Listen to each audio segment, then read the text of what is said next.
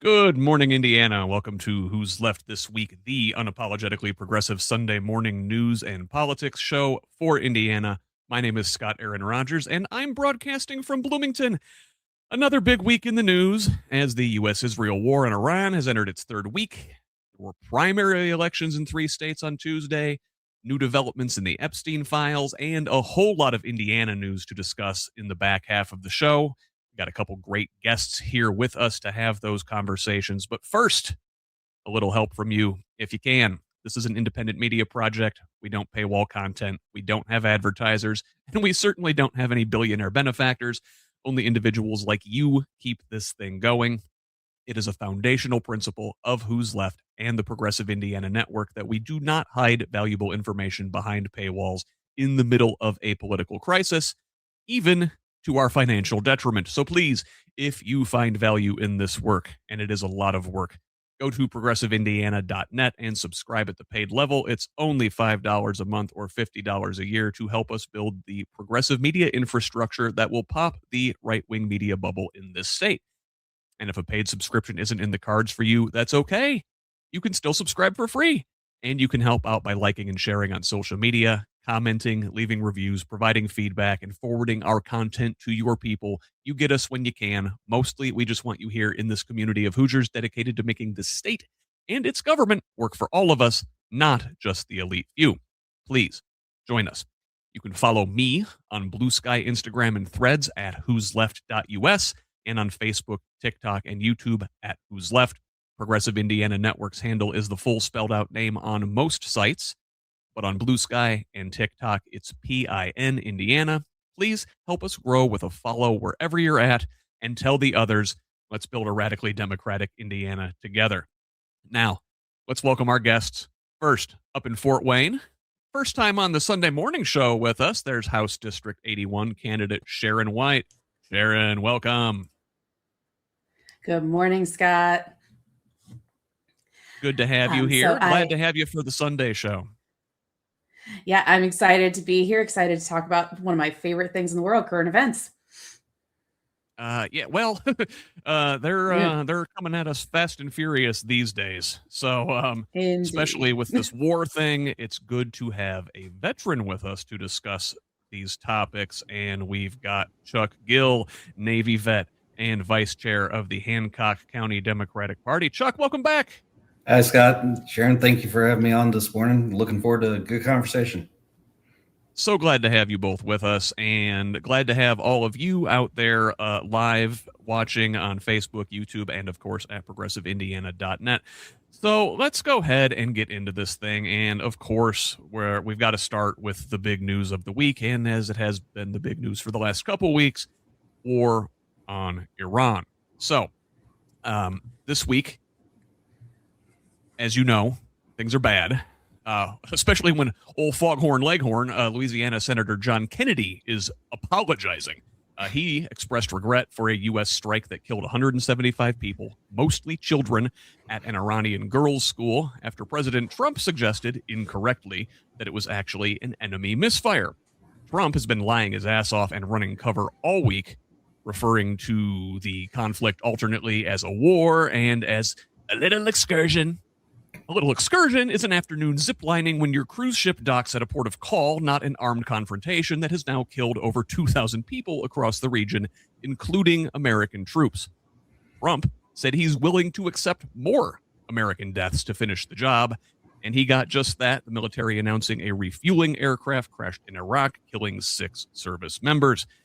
The administration is now weighing sending more forces to secure Iran's nuclear stockpile, and they've already deployed 2,200 Marines to the area after a secret briefing that spooked Democratic senators into warning Trump is on a path to a full ground invasion. Meanwhile, Iran's new supreme leader, Mojtaba Khamenei, made his first public statement this week, vowing vengeance, while Israeli Prime Minister Benjamin Netanyahu threatened to remove the younger Khamenei as well, saying strikes will continue to try to give the Iranian people the space needed to take to the streets. In addition to continued strikes on Iran, Israel is also reportedly planning a massive ground invasion of Lebanon, where nearly 800 people have already been killed and 800,000 displaced. Chuck, Let me have your perspective on this war as we enter the third week as a Yeah, this has been kind of a tough one because the fact that there's this conversation on whether it's a war or excursion or whatever the hell that even means. The fact that our own, Congress didn't decide to step in, didn't decide to reassert their control over the idea of the president starting a war and keeping us engaged in it. They could have ended this almost straight out. However, defer to the chief. To the God King. He knows what's going on. Well, he doesn't. He doesn't have a bloody clue what he's got us started into. And this is the exact. To me, this is like Iraq all over again post 9/11. I mean, it's the almost exact same circumstances. Oh, well, they're doing this, or well, we're going to accuse them of that, or whatever. Iran is one of those nation states that you can't take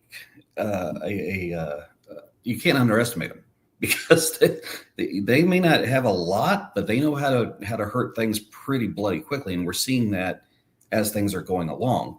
I'm sorry, I'm trying not to go off on a huge soapbox here, but yeah, this is as a veteran, having been in those areas, I know what these sailors and what our forces are going through right now, and the impacts of this are going to go on for decades afterwards, even if we find some way to get ourselves out of this mess quickly, which I don't see happening. And they seem to, like you said, they underestimated Iran. Like, if you go back, let's talk about this war versus excursion thing, right? Technically, we haven't formally declared war in this country since World War II. Mm-hmm. We've had a whole hell of a lot of excursions between then and now. Korea, Vietnam, Iraq twice, Kosovo. I'm forgetting, Panama, Grenada, whatever. Like they're all over the place. But if our service members are dying, it doesn't matter what you call it. And Iran is much more capable militarily and more populated and more powerful than any of those other places we just mentioned. Mm-hmm. Absolutely. And that's the thing of it. I mean, when you look at all the things we've done, we didn't even declare war after 9/11, although we called it the global war on terror, which, global excursion on terror. And again, I come back to, okay, one of the generals had talked about where this is a major combat operation. That is probably more apropos, so to say, of what's actually transpiring. But some you hit on just a second ago about we're moving Marines into position. If you are mobilizing a expeditionary unit, that means it's about to get real ugly real fast, because those aren't folks you just say, oh, just go and be in the area. No, you don't do that. Trust me, I have, again, seen those areas firsthand when those Marines come in, because they're not the let's just sit around and twiddle our thumbs group. No, yeah. They're the ones that go in and make stuff happen. And Sharon, Netanyahu says this is to give the Iranian people space to go out into the streets. I don't know. If I'm an Iranian, I'm certainly not going out into the streets while there are bombs falling. No, absolutely not. And if I'm an Iranian, I worry. Going back, I was a teenager when Iraqi freedom happened. And there were all of these conversations when I was a teenager about, sleeper cells in the Middle East and, radicalizing people. And I don't see how this action doesn't just continue to do that with another generation of people from the Middle East. Mm-hmm. I am not someone who is at all versed in military action. I was raised by people who were pacifists. My dad did serve in the Army, but he served in the Army during the early 1980s when we just didn't have a lot going on, and most of his service was in Augusta, Georgia. And he was a ROTC kid, so he went directly into being a captain. Never to my knowledge, deployed. But my dad did get very close to actually going to Iraq in 2010 because he worked for ITT. And I remember even at that point being scared that my father was going to be going to Iraq, because even though things were relatively from the outside, quote unquote, stable at that point, again, remember, I have very little military knowledge. I still didn't love the fact that my dad was potentially going to be going to that part of the world. My dad had spent some time in Saudi Arabia when I was a child, when things were relatively calm there. He always told me he was testing radios. I don't know if that's actually what he was doing. To this day, my dad passed away in 2010, which was, I think, a big part of the reason why he didn't end up going to Iraq. But I just, like Chuck was saying, this just feels so similar to what we were being told in 2003. And it begs the question of what I've been saying for 3 weeks is, why are we even doing this? This didn't seem necessary right now. And specifically, why Iran? Because it was just finally time. Like we've hit all of the other countries, and so now it's time to finally hit Iran. And I don't agree with it. We'll put that out there. And it's yes. Well, Sharon, and answer your question as to why, it's because Netanyahu tricked Trump into doing this crap. Trump has been the only dumb one in the last 30 years to actually go with Netanyahu on this stuff. Netanyahu's had this pipe dream about attacking Iran for I don't know, ever. And he's been saying they're like 2 weeks away from having a nuclear warhead for 30 years now. But we obliterated all that stuff before, right? I mean, right there. Yeah. Last June, didn't we? Where did I miss it? Right. Yeah. So I was having that conversation last night too, where did we obliterate it, or does it still exist? Like, is it Schrodinger's nuclear arsenal? Well, apparently it is. Look at I want to zoom out and but beyond the battlefield and talk about this sort of international consequences of this burgeoning world war that we've got on our hands here. So on Monday, President Trump and Russian dictator Vladimir Putin discussed ending both the Iran and Ukraine conflicts.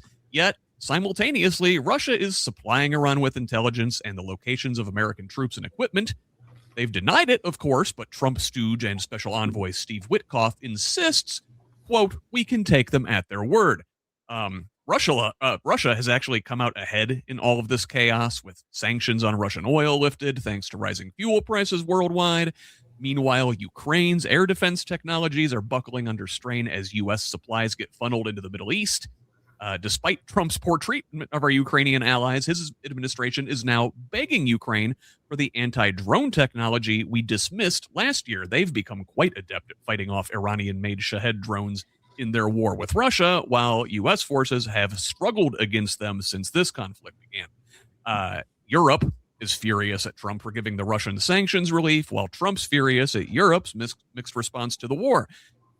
On the other side of the world, U.S. relations with Asian allies are also under strain as Japan, South Korea, and others are scrambling to address the oil crisis with zero guidance from the Americans. And to top it off, U.S. consulates have come under attack in Pakistan, Norway, and even in Canada. Chuck, I don't know where do you want to begin there, but last week in this space, we talked about how some folks in the Trump administration are tossing around this idea of having the Kurds be the ground forces that go into Iran. Like, this is a group of people we've strung along in various conflicts for years and years and years. And I feel like now we're doing the same thing to the Ukrainians with this drone stuff. Mm-hmm. I don't know. Am I wrong? No, you're absolutely not wrong. And again, this is where this scattershot thing of this quote administration, I use that term very loosely because they're administrating nothing. The idea of discounting our allies has been something Trump has done from day one, almost hour one, because he doesn't see anybody that doesn't follow his exact lead as an ally. So he's made a point of saying, well, Ukraine, you don't know what you're talking about. I know better than you are. And that fits his, and that if you look at it, it fits his persona because he knows everything about everything. So when you look at the drone strikes and where Ukraine can offer us some practical inside knowledge on how to deal with these things, our people should be taking advantage of that and saying, hey, cool. Now that you're giving us this information, let us help you fend off this more, the Putin moron. But again, Putin has played Trump like a fiddle, just like Netanyahu. Putin has been able to say, if you could get rid of my sanctions, I'll be nicer. And yet what does he do? He applies more force. And again, it's this, counterintuitive. There we go. That was the phrase I was looking for, of how Trump can be manipulated by a little bit of praise, a little bit of here's some money, or a little bit of this. And boy, he's happy as a pig and stuff. I missed a point I wanted to touch on just at our first part. The strike on the girls' school. This is one of those things where we screwed up. I mean, and I'm not advocating that we're human, we err. I get it, but no other state has those weapons. We screwed up, and if we don't acknowledge that, if Trump can't acknowledge we screwed up and own that, what little moral standing we have left in the world is going to be gone. I mean, I realize it's infinitesimal at this point, but it's just an example of mistake. The girls' school not paying attention to Russia's influences with Iran, not paying attention to the Ukrainians who know. I mean, they've survived so much. They're kicking Russia's butt most of the time, and yet they're dealing with very little. I mean, why we wouldn't want to listen to that kind of resources beyond me. It just and Sharon, to Chunk's point, Trump has never apologized in his life for anything. I don't think he's incapable of it. But the Russia hoax, right? The Russian collusion, Trump is secretly working for Putin. It seems like a conspiracy theory, but my God, everything the guy does, whether intentionally or unintentionally, seems to benefit Putin and the Russians. 100% it does. Or at the absolute best, it doesn't seem to benefit our allies, right? Going back to what Chuck said about our moral standing in the world, if we keep referring to our allies, and I question on the regular if we even have our allies anymore, because we are constantly doing things that fly in the face of all of the tradition that we have established over, in some cases, the last 250 years, in other cases, closer to the last 100 years. But a lot of what we are doing is completely abnormal and it flies directly in the face of everything that we tried to do during the Cold War, during the Vietnam War, all of the things that we tried to do that were directly against Russia. Now it really does genuinely seem like Russia and Israel are our top friends, and everybody else is not.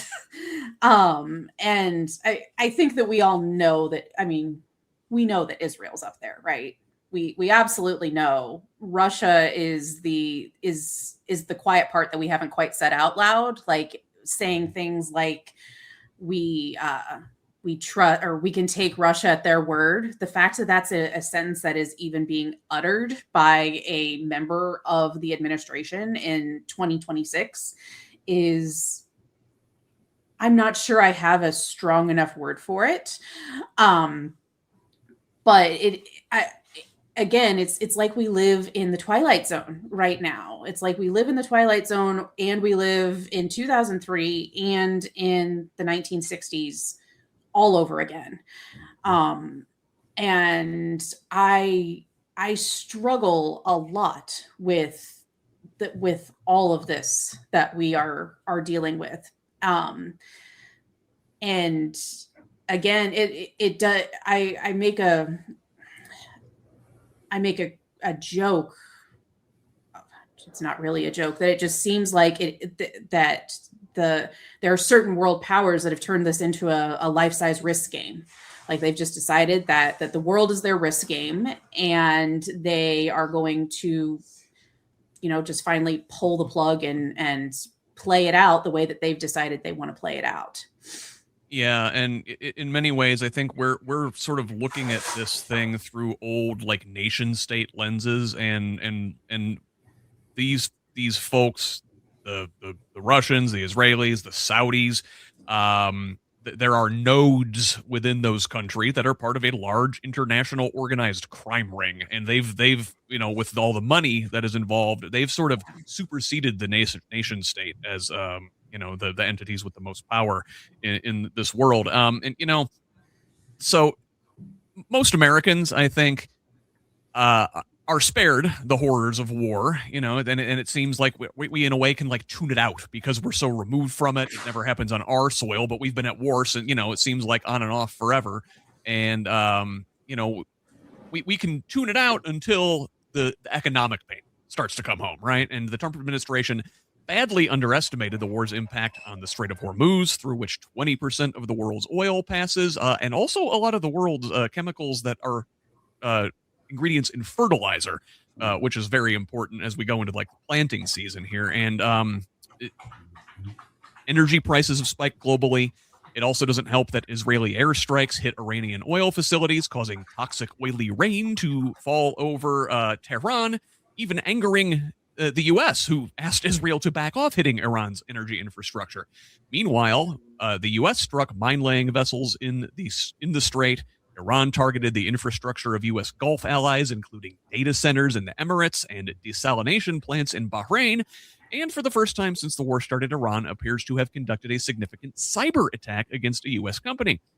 Iran's escalated attacks on regional infrastructure and transport networks have sent energy prices soaring, and while dozens of countries released some 400 million barrels from their strategic reserves, crude prices have barely budged.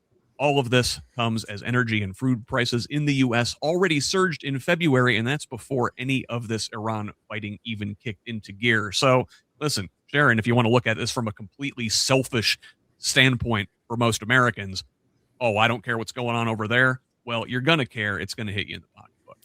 If it hasn't, it should have hit you already when we watched gas jump literally, 70 cents, 80 cents a gallon in the last in the last 2 weeks, going to that that news about the oily rain that rained over. That goes back to the moral standing that we were talking about, right? Because even if you want to make the argument that you don't care what happens to Iranians, if you want to, which we're not making that argument, but even if you wanted to make that argument,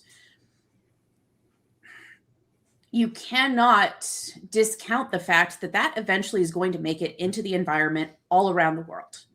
And so that is a moral failing of those strikes. That is a environmental failing of those strikes. And that is a strategic failing in a lot of ways, because again, like you're going to make people sick, and we're not going to know who was made sick and in what part of the world who is going to become sick as a result of that. It's going to take decades, just like we've seen in the fallout from the dropping the nuclear bombs in Japan and Chernobyl, and the different things that we've Vietnam seen, Vietnam and Agent Orange, right? and yeah.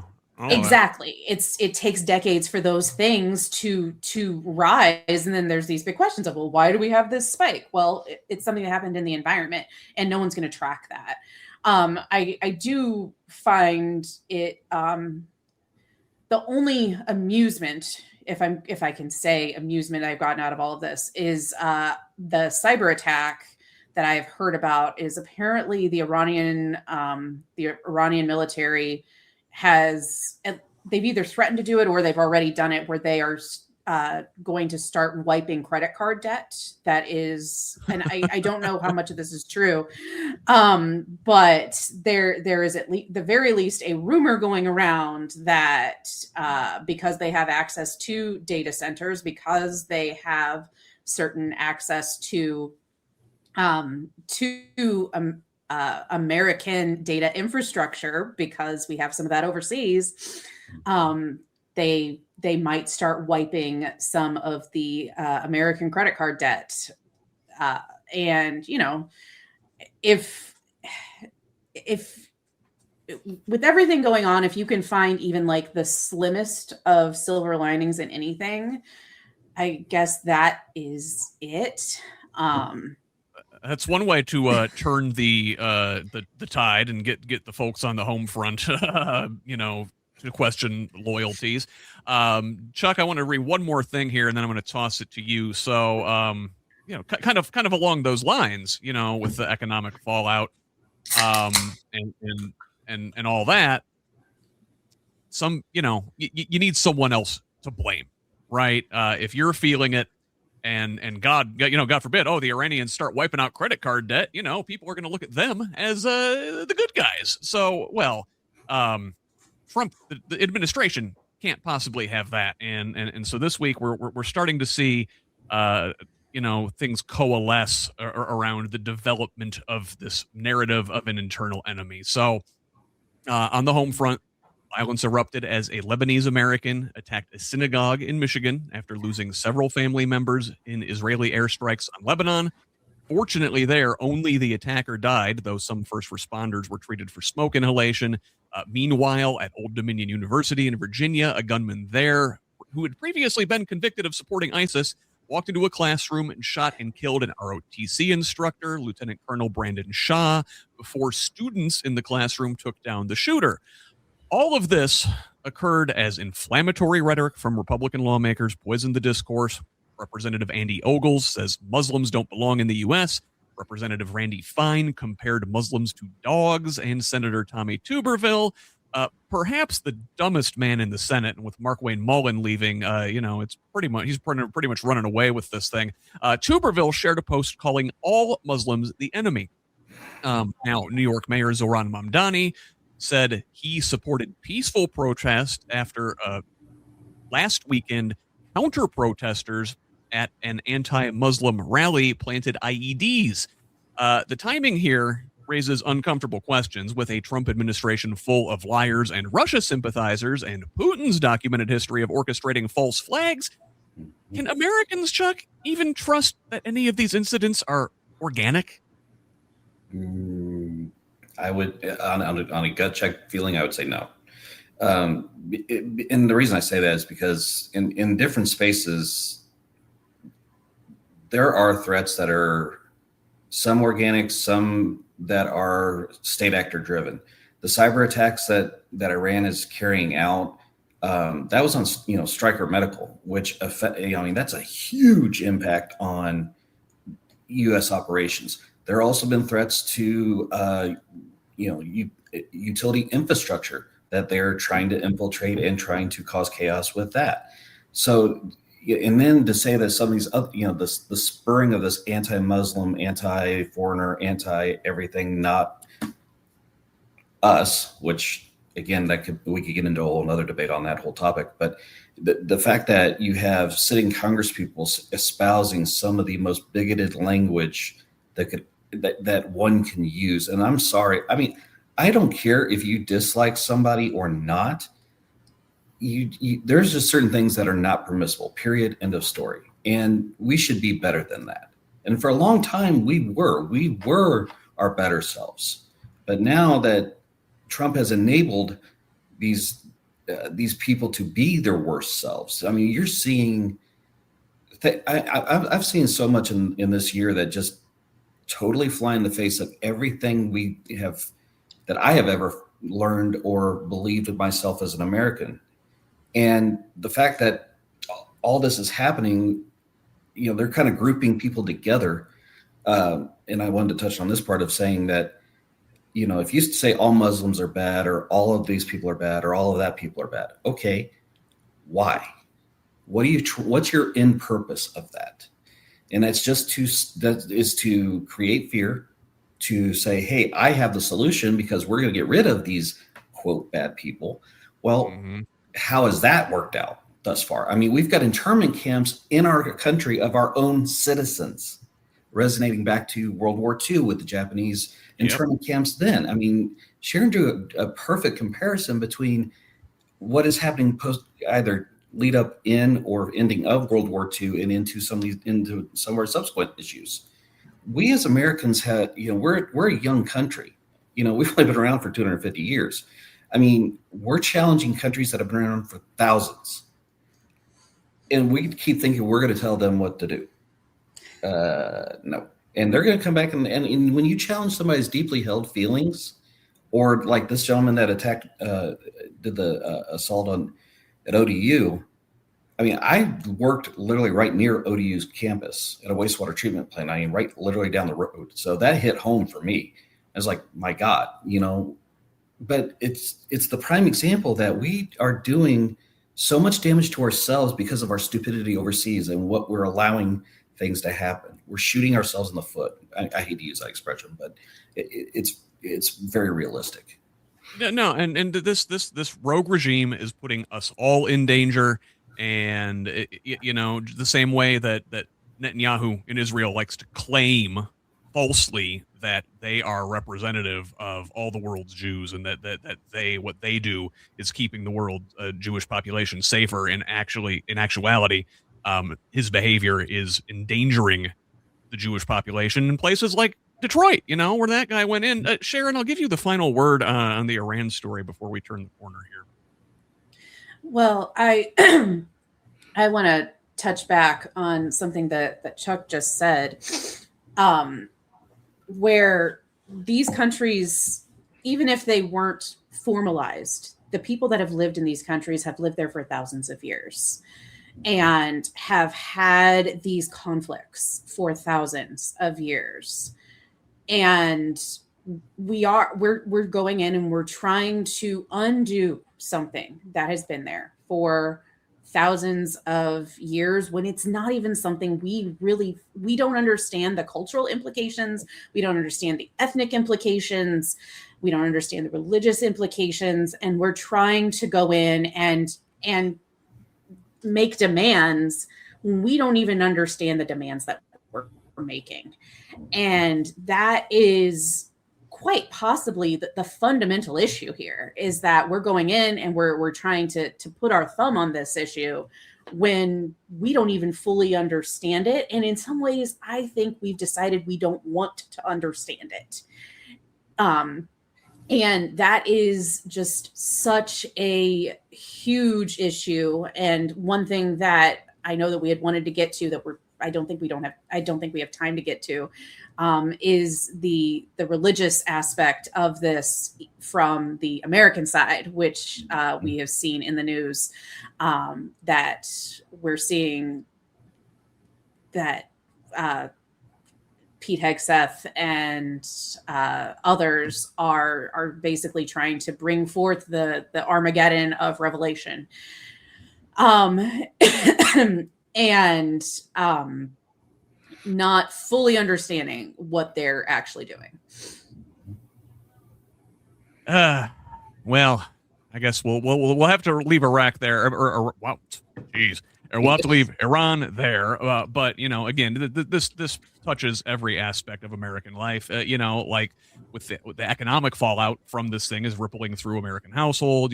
Fuel prices spiking, fertilizer shortages are going to drive up food costs come this summer. Well, the Trump administration is actively undermining any affordability agenda. They're suing California over fuel-efficient vehicles during an oil crisis, deprioritizing a bipartisan Elizabeth Warren-Tim Scott housing bill passed by the Senate in favor of the vote-suppressing, quote, Save America Act. And even this week, they settled with Live Nation over monopoly abuses instead of actually prosecuting them. So if you're hoping to catch a concert this summer to escape the chaos, well, you're getting gouged there, too. So inflammatory rhetoric targeting Muslims distracts from the fact that Trump's undermining working Americans at every turn, while his billionaire buddies in California spend to protect their exorbitant fortunes from a proposed wealth tax there. Sharon, I'm going to come back to you here. Am I seeing this right? Do Trump and his MAGA allies want us mad at everybody else but them while they are actively picking our pockets? It's true what it seems like, right? Now, the Live Nation one really is humorous isn't the right word, but it's the one that I have, because a very well-known MAGA sympathizer, Kid Rock, has been known to go against Ticketmaster, go against Live Nation, sell tickets on his own platforms because of the price gouging practices that these companies do. And yet this administration is not following in the footsteps of someone who is a known MAGA sympathizer. That makes absolutely no sense. It literally seems like it goes back to what Chuck said earlier. It seems like there's no agenda, that they're just trying different things to see what kind of sticks, while at the same time, the only thing that's sticking is money not in our pocketbooks. Everything that we are paying for is being driven up in cost. There are no costs that are going down. And it just doesn't make sense that there's nothing that they're standing up for us. And at the same time, people are still standing up for this administration. I also found it incredibly interesting that they passed that Senate passed the House affordability bill that is going to have issues in the House. It's like it goes back to a fundamental issue, I think, that we've been seeing in Congress for a long time, where they're not working together. They're not engaging in both bipartisanship and bichambership. And they're not functioning. And Chuck, I don't know, like, to what Sharon spoke about, it's a distraction, and we've got this consolidation in multiple industries. We have not just the concert tickets and everything, and the media is a certain problem. Seeking Reason over on Progressive Indiana Network on Substack Live mentioned the media consolidation. It's you got a handful of people just sort of consolidating everything. We've got the same sort of oligarch problem developing here that they have over in Russia. And when you have consolidation and monopoly, individuals like us have less purchasing power, and everything's going to be more expensive. And we've gotten used to, in this country, being really comfortable. We're not willing to like sacrifice anymore. If you look at like World War II and like rationing and stuff, can you imagine asking us to do that now? People would be they wouldn't know what to do with themselves. Absolutely. That's a very interesting point. Of that, we talk about disconnection with the everyday, where folks may not care what's happening overseas, but look at the direct impacts and results. Energy costs. I mean, electrical costs are going through the freaking ceiling, but that's also due to a multitude of problems. You have certain companies being taken over by private equity firms that are jacking things up left, right, and sideways, and the government's not blocking those things like should be. You have the oil impacts that are affecting not only fuel prices, but it's going to affect darn near everything else in the environment, or in our the whole economy. Everything has to be transported. So much of what we have here is transported by a truck. Yes, and exactly. So add your fuel costs, to everything. Well, yeah, 100%. And then look at, okay, they want to build more houses, right? They're talking about we want to build. Okay, hold up just a heartbeat. one, transportation. You've got to get lumber from point A to point B. Well, if diesel is over $5 a gallon that I saw yesterday, okay, that just jacked up the cost of framing. Not to mention the infrastructure to build for water, sanitary, electric lines, fiber communications. All of those things are going to be impacted. Just like, I mean, if they think that 2020 was bad, I hate to tell them it's going to be worse now, and it's going to be worse for a lot longer.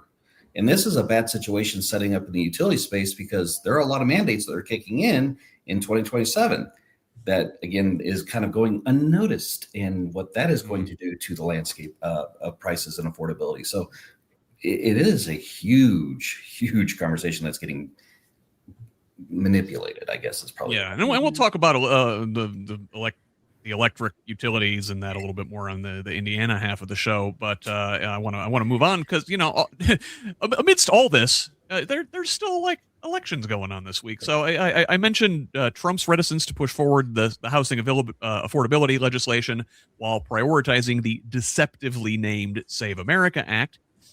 Senate Majority Leader John Thune is resisting Trump's demands to push it through, while on the other end of the Capitol, House Speaker Mike Johnson is convening a GOP meeting to discuss election year strategy and figure out how to retain the chamber despite their poor record and anti-incumbent sentiment. One California congressman switched to independent after his district was redrawn, recognizing the Republican brand is toxic. But will it matter? And will this year's general election be conducted freely and fairly? Trump continues to stoke election conspiracies, and this week the FBI seized 2020 election records in Arizona, just as they had previously done in Atlanta. Now, still, like I said, actual elections happened this week in Mississippi, New Hampshire, and in Georgia, where one Trump-backed candidate and a Democrat advanced to a runoff in a special election for Marjorie Taylor Greene's old seat. Lots of candidates involved in that one. And finally, in election news this week, 85-year-old South Carolina Congressman James Clyburn announced in a change of heart that he will seek re-election this November. After all, and I'm going to start there at the back, and we can sort of work our way back to that. I'm tired of these geriatric Democrats sticking around too long. It's time to turn over things to another generation. We do not need to be sending 85-year-olds back to the house. We need to be sending them to a home. And Sharon, I will start with you there. Yes, it is.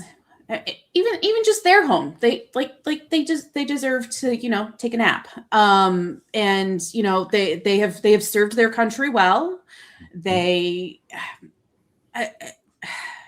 is incredibly frustrating that this is something that keeps happening, and I feel like one of the questions that we aren't asking enough is why. I mean, I think there's all kinds of theories as to why it keeps happening, right? There's pension theories, there's healthcare theories, there's potential that they want to continue to make a change. They feel like they're the only one that can make the change, whatever. And then there's the possibility that they're scared that once they leave, things are going to come back out about them that they don't like. Like those are a pile of the different theories that could potentially exist. And it is just, as someone who is almost 40 years old and feels like the people who are a little bit older than me and certainly a little bit younger than me have not really gotten to start having our chance because these individuals will not leave. It's just incredibly frustrating, especially because they don't have a good thumb on technology and how technology impacts day-to-day lives, how economic growth really is impacting day-to-day lives of individuals. Who knows the last time some of these kind of elder individuals have even regularly lived in the places that they're supposed to represent. And these are all issues that I just find to be so significant and just incredibly frustrating. And there's a reason why there's a retirement age for everybody else, right? It's because it gets to a point where you can't make decisions effectively. And I saw that earlier this week, and I was incredibly frustrated. It's like like our words are going into deaf ears.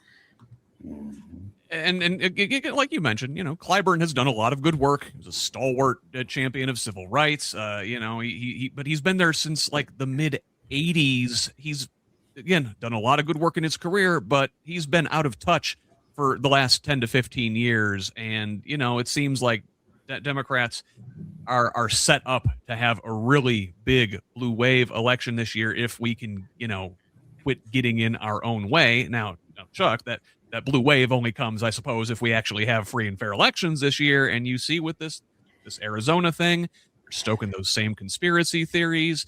They seized those voting records in Georgia a few weeks ago. What are they up to here? What are they trying to do? It's the seeds of distraction, and what they are trying to do is to confuse people more and more each day by throwing all these things, all these conspiracy theories, all these, these people did this, or we think this thing happened here, or yada, yada, yada, and distracting from the reality of what really transpired and what the real threats are. We know Russia attempted to interfere in our elections. We know that. I would not put it past that Iran and Russia might not team up to execute some kind of false flag operation moving into, the midterms. Right now, anything is possible. But I will say that the federal government cannot take over state elections. There's just not a way to do that.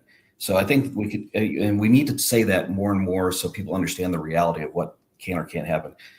But going back to something that Sharon was saying about, these people have, served forever and a year, but we can fix that. And I think that's where our next generation is really starting to resonate. Like some of our more progressive, our progressive candidates are saying we need term limits, let it set at 8 years or 12 years, or, whatever makes sense. I mean, pick your number. I would say no more than 12, but that's just my personal opinion. But there has to be a transitional phasing to bring new ideas in, or we're never going to change where we are, because where we are is where we've been. And it's because of these folks that will not let go and hold on to these outdated methodologies. I mean, that's why I'm excited about what's his name? Oh, guy who just won, or who's in the runoff race there in Georgia. Anyway. Yeah. Army vet. Sorry, my brain's or Harris. Sorry, Harris, yeah. I had a brain fart. Sorry, It's the vet thing. It happens. But I'm excited because he's bringing a new energy. I think that will be very interesting if he wins, because he's an Army vet. He has a very strong platform. I think that is the right energy that is needed in that race. Now, if we can just start duplicating that along all these other lines, we will start getting somewhere. So, yeah. So, I guess I want to turn the corner. One of the reasons we're expecting a wave election this year is because people across the political spectrum are upset about the Epstein cover-up. And there was a bombshell investigation this week by the Charleston Post and Courier, which verified key details in the story of a woman who accused Donald Trump of abusing her as a 13-year-old girl. Meanwhile, prison guard Tova Noel, who was on duty the night Epstein died, has come under scrutiny after being flagged by Chase Bank for thousands in suspicious cash and Zelle deposits to her account in the months leading up to his death. The largest payment of $5,000 occurring just days before he died.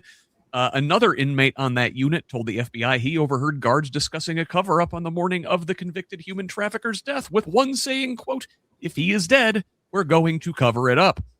Speaking of cover-ups, House Oversight Committee Chairman James Comer let slip in a Fox News interview that Trump's first administration ordered an end to an investigation at Epstein's Zorro Ranch in New Mexico in 2019. Comer's committee this week hosted Epstein's accountant Richard Kahn for a closed-door deposition, who claimed he saw no red flags in Epstein's spending, but one Democratic lawmaker in the hearing, Suhas Subramaniam of Virginia, says Kahn revealed at least one Trump accuser has received money from the Survivor Fund managed by Kahn. Elsewhere in corruption news at Trump's DOJ, congressional Democrats are demanding for an investigation into a troubling pattern of legal wins by Attorney General Pam Bondi's defense attorney. Brother, Chuck, what? Just the cover up never ends. The scandal never ends. It seems every week there's a new revelation. This network goes deep. I don't like Epstein had his fingers in like all of the various threads that are coming together now to deliver us to an authoritarian America. Oh, absolutely. And I mean, the it's overwhelming. The amount of just atrocities sounds like such a inadequate term for all this that has gone on and has been allowed to go on or been covered up for. I mean, the fact I had a malfunction with the idea that this information is there about the guards saying we're going to cover this up and we're going to do all these things or it never happened, and yet they call it unsubstantiated, but yet there's records of it. Now, I mean, again, make it make sense. And all these other things are happening to take the eye off the ball of what these crimes that were committed. And I've said it for a long time. I don't care, Republican, Democrat, I don't care. If they did the wrong things, if they hurt children, take them out, be done with them. Now, I know there's supposed to be a criminal process and community corrections and those kind of things. I'm a little bit more hardline when it comes to that kind of context. I think that people that do those things or hurt animals should be dealt with in a very straightforward type of reality. That's just me. Just put them in the general population and let nature take its course. That's a fair idea. I like that. But anyway, it's and I kind of think about like what would if my daughter went through something like this, God forbid. I know where my instinct as a father would be. I can't understand why these people that have children do not understand this. I can't process that. I just have no way to do it. This whole thing is so twisted and messed up. And like we talked about a couple segments ago, I mentioned the, vast authoritarian criminal, organized crime network with nodes in Saudi Arabia and Israel and Russia. And well, look, Epstein had contacts that are part of that network in Israel and Russia and in Europe. And I don't know, Sharon. I hate to sound like a conspiracy theorist, but I can't help but feel like it's all tied together. You stole my line. That's exactly where I was going to go with this.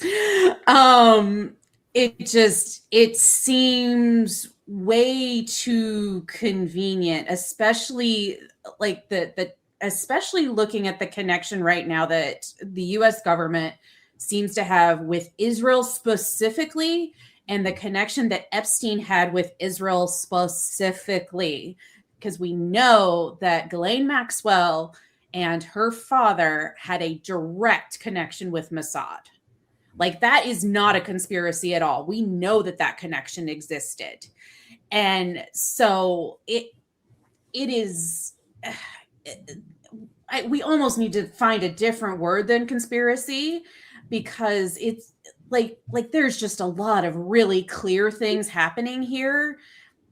And then we see the arrests that are happening in other countries, or the resignations that are happening in other countries. So places like the UK and Norway are willing to admit that there are, or at least the people that live there. Well, I mean, obviously, Prince Andrew, former Prince Andrew, was arrested, and other individuals have stepped down in the UK. And then there was the individual in Norway who stepped down.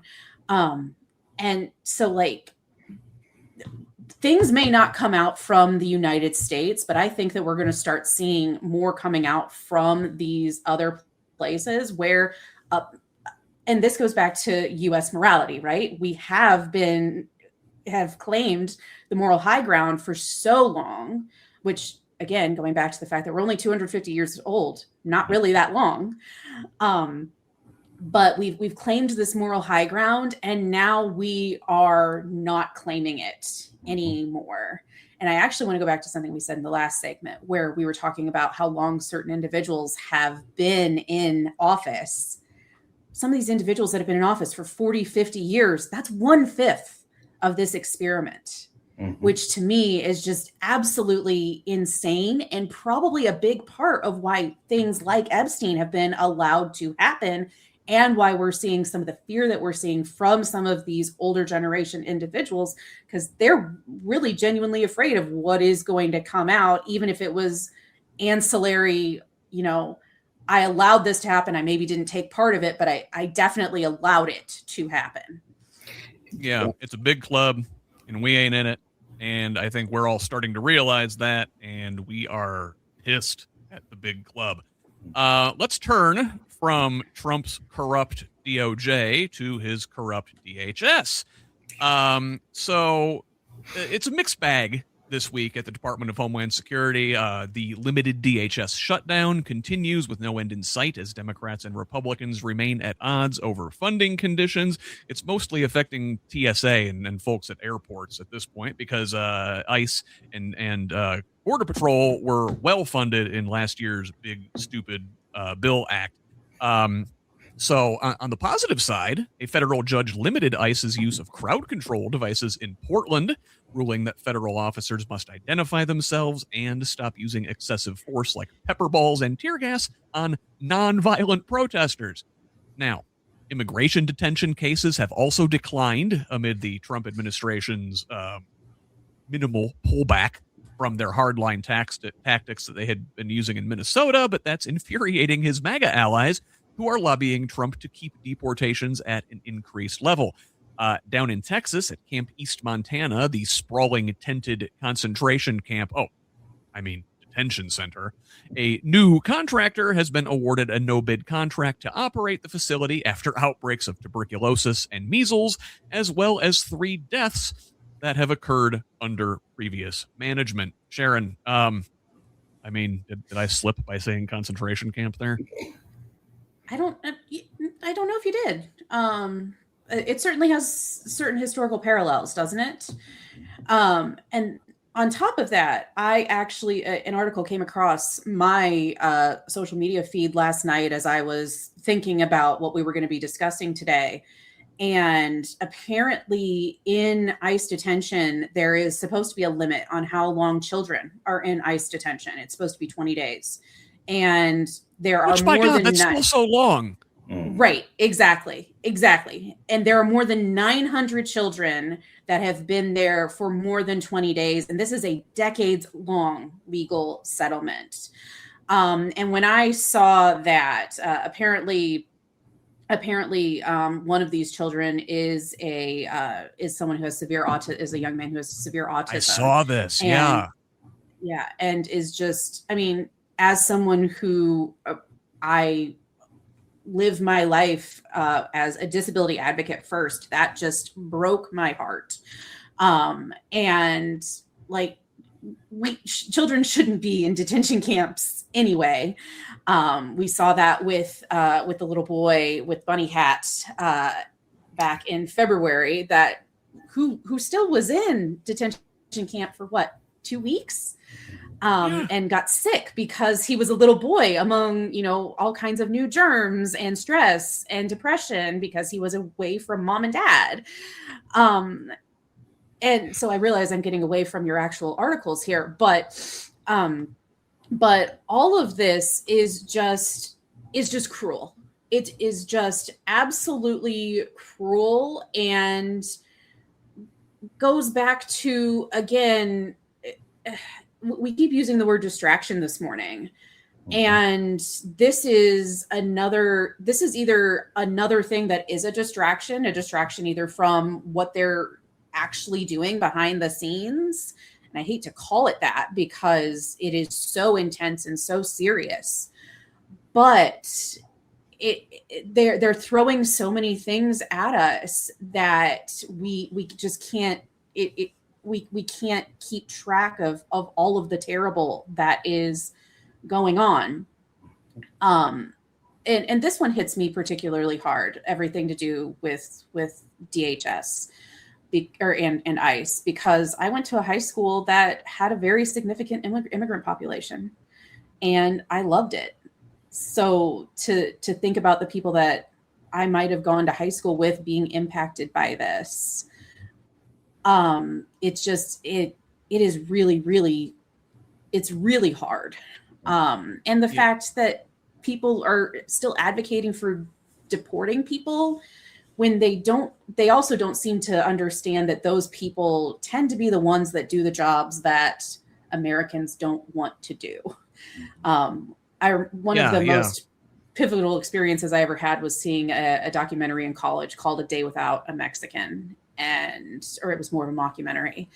And it just showed all of the different areas in the country that immigrant populations work that the rest of us have kind of decided we are quote unquote too good for. Yeah. It's one thing you spoke about there, Sharon, and it the kind of everything all at once.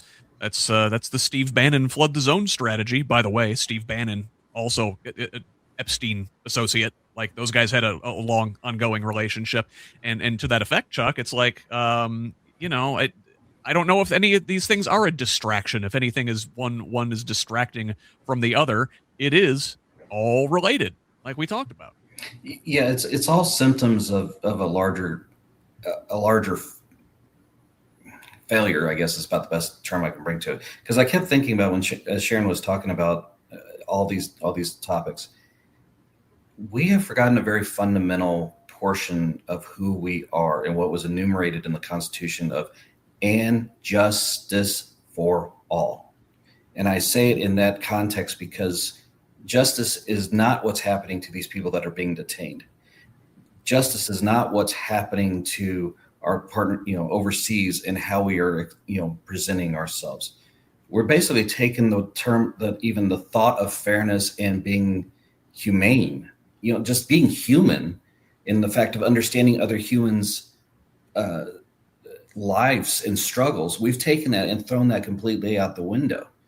So what are we then? If we don't have justice at the core of what we are, who the hell are we? And these people execute these things because they're covering up for each other. And they talk about, there's this cabal of people, and that QAnon crap. Well, hello, you're accusing of what exactly it is that's going on right now. Sorry. The more things happen, it's like, oh man, they kind of had a point. I mean, they had the principles wrong, but the broad strokes were actually kind of sort of there. You mentioned, Chuck, that the and justice for all, and it really was it always just pretty words? There was never justice for all, right? It was always mostly just justice for the select few with a nice veneer. And to that effect, I wanted to sort of touch on who has actually had justice for them, and it was the tech oligarchs and the rich and the plutocrats and the Gilded Age and those folks, going back, the aristocrats, the landowners, the slaveholders, always justice for them, right? Well, a couple quick notes before we turn the corner here, and these are sort of related to what we're going to get into once we start talking about Indiana. But from a bit ago in the election section, we mentioned Mississippi is one of the states that had primaries this past week. Well, also in the Magnolia State, the Department of Environmental Quality there approved a controversial project when Elon Musk's XAI company won a permit for the Colossus 2 data center powered by 41 methane gas turbines. Community members and environmental advocates are opposing it, citing hazardous air pollution concerns in South Haven. That's the community in northern Mississippi there. Meanwhile, in other tech news, Anthropic is suing the Trump administration over a Pentagon blacklist designation that would require defense contractors to certify they don't use Anthropic's Claude AI models in their work.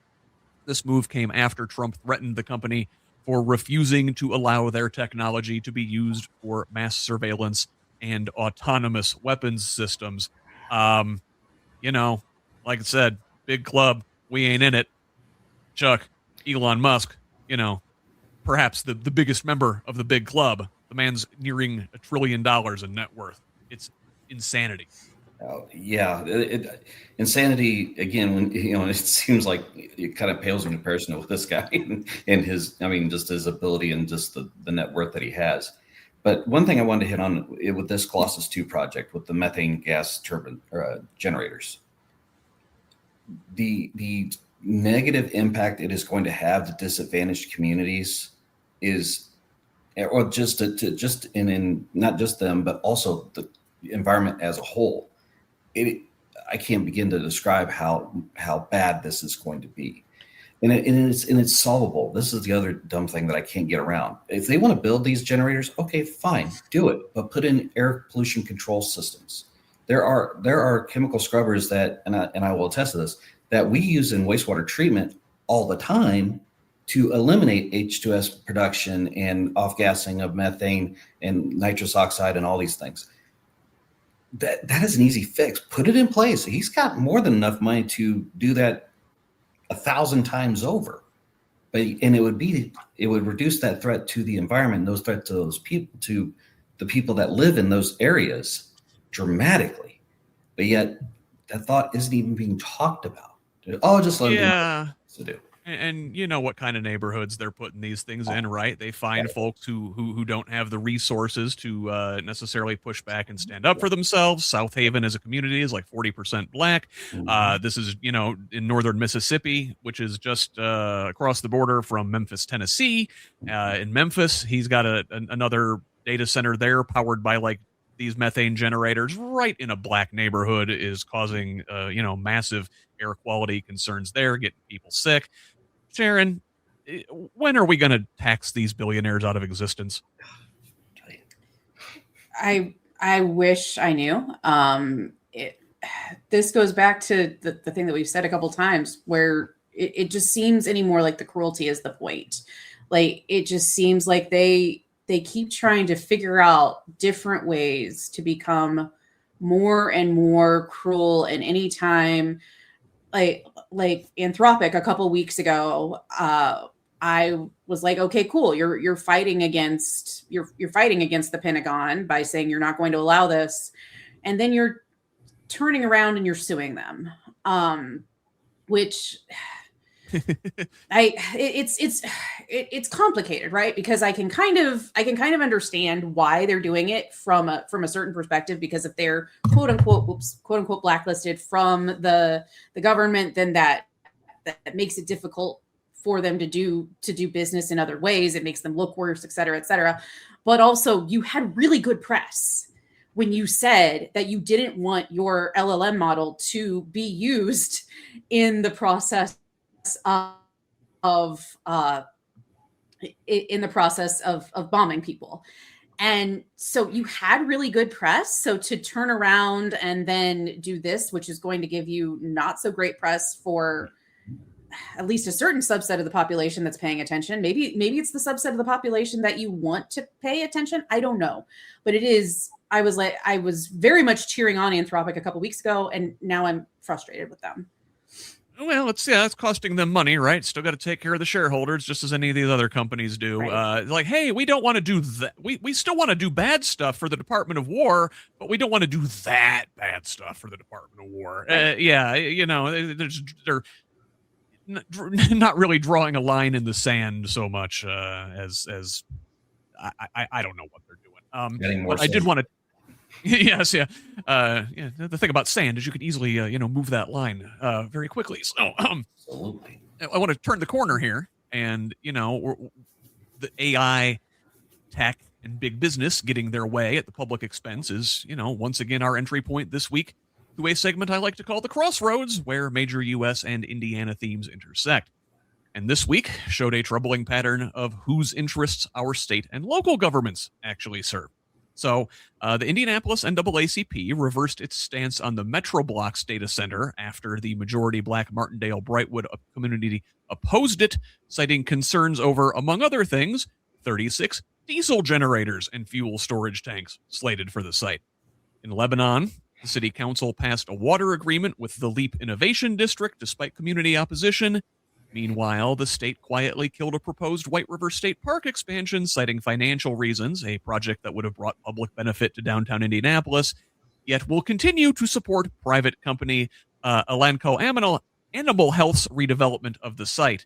Staying in the Circle City, tying back into the antitrust theme we discussed here earlier in the show, 2 of the 5 major television stations, WRTV and Wish TV, are set to consolidate after receiving an FCC waiver.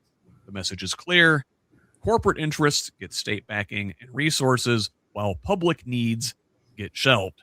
I don't know. Chuck, did I read that right? Absolutely. And again, with the support of the Martindale Brightwood, them switching gears then and for environmental justice. And this is a topic that I know environmental justice got labeled as a DEI type of thing and so on and so forth, which I'm sorry, environmental justice applies to all of us, not just to some of us. But the fact that these data centers are pulling every trick in the book to get landed in places that will do especially in this case, the maximum damage to the surrounding environment. And yet we as a state, or our state quote unquote leadership, which I use very loosely, is looking for, hey, let's get you to do that. We want you downtown. Why? What is the benefit? They say, oh, well, it'll bring revenue. No, it won't. It won't bring jobs. It won't. All it's going to do is harm people. I mean, again, electric rates are going to continue to skyrocket because of that thing. It drives me nuts that these large entities, we bend over backwards. We see city, local governments bending over backwards to give them tax abatements, to give them everything they want to land whatever the hell project and be damned the consequences there afterwards. And then when all hell breaks loose later, oh, well, we didn't know that was going to happen. My God. Yeah. Well, I mean, I guess to speak on the Metro Blocks thing for a second, I guess the NAACP there in Indianapolis had previously supported this thing because they heard the nice words from the company. Oh, it's going to bring development to this long blighted parcel of land. You're going to, see tax money that wouldn't have or otherwise come into the community. And then people that are actually there that have to live with it are like, hey guys, what the hell? But Sharon, all of this with, tying the Mississippi story to the Indiana story and all of it in the White River Park development, it's like, socialized losses, private benefit, right? Like, when public goods get divvied up, the spoils always seem to go to the already successful, the already wealthy, those who have donated largely to our politicians. Absolutely. And I actually want to touch on the Wish WRTV story, because that happened in Fort Wayne over 20 years ago. That happened in 2005. I was actually working as an intern at Wayne TV the spring that happened here in Fort Wayne. And so I saw the impacts of what happened kind of at a personal level, but also as it's been now over 20 years, I've seen how it has very much changed how Fort Wayne does news. You're not getting that diversity of thought that you were getting. And it goes back to antitrust and monopoly that we were talking about, where when you're not getting diversity of thought in your news and you're getting the same stories, like literally it's effectively the same stories at 4:00 and 5:00. And when you're getting those same stories over and over again, it's just like, the folks that watch Fox News for hours upon hours at a time, or watch CNN for hours upon hours at a time, that starts to sink in. And that not having that diversity of thought, really, there's a reason why we had antitrust in place and why we didn't want monopolies in place. And that seems to be something that the people who are running our economy have forgotten. Well, maybe they haven't forgotten about it. Maybe that's something they want because they've decided that lines their pockets. But it is definitely something that is becoming more and more problematic, it seems, year after year. Yeah, 100%. And, this isn't the first time this has happened in Indianapolis. CBS 4 and Fox 59 are owned by the same conglomerate. Now, I can't speak to Circle City Broadcasting and what their politics are, the company that's putting RTV and Wish TV together. But, you've got these big local TV conglomerates like Sinclair, like Nexstar, that have a political agenda that often lines up with the far right. And, speaking of the far right, let's talk about another place where kind of national and Indiana politics intersect. And, just as Christian nationalist extremists like Pete Hegseth and Mike Huckabee crusade in the Middle East, our own little crusader, Attorney General Todd Rokita, was on a rampage this week. Out in Iowa, that state rolled back the ability of local governments to enact gender identity protections with a new statewide ban. They follow Kansas, where a judge declined Tuesday to pause enforcement of a new state law that invalidated driver's license and criminalizes bathroom use for transgender residents. Well, this gives Todd ideas. And according to Alexandra Vacha at the Substack publication Transitix, Rokita is preparing to revoke trans people's documents just like his Midwestern compatriots. Now, ironically, an Indiana federal judge's abortion ruling last week could theoretically expand abortion access in other red states using the Religious Freedom Restoration Act, yet Rokita is suing to keep Indiana's near-total abortion ban in place. But wait, there's more. Haitian nationals in Indiana fear deportation as their temporary protected status hangs in the balance. The Trump administration is urging the Supreme Court to revoke that status, and Rokita posted on social media, it's called temporary for a reason, seemingly mocking their plight. Finally, Rokita this week also pushed back against a court effort to halt a student ID voting ban before the 2026 election, determined to keep student IDs off the list of valid voting identification. So, pattern is clear. Rokita is using his office to advance a Christian nationalist agenda at the expense of vulnerable communities, be it women, immigrants, the trans community, or young voters. I don't know, a real grab bag of trash from our Attorney General this week. Sharon, where do you want to begin? There's so much there. I think where I'm going to begin is I just really love how so many of our legislators like to legislate from social media these days. It's that is just absolutely delightful. It's great. I really am, as someone who had to make certain moves as a result, certain health moves as a result of Roe v. Wade being overturned for herself. I'm watching what's going on with abortion rights in this country very closely, because obviously I want women's health to be something that's taken care of. And so it's interesting that that could potentially overturn or expand abortion rights in other places. One of the things that people seem to forget is that we have religious freedom in this country, and that means all religions. This does not just mean Christian religion, and that is something that people seem to forget, and that's also freedom from religion. And so I really hope that this does stand, because as someone who moved forward with getting a hysterectomy in part because of Roe v. Wade being overturned, I don't want that for other people.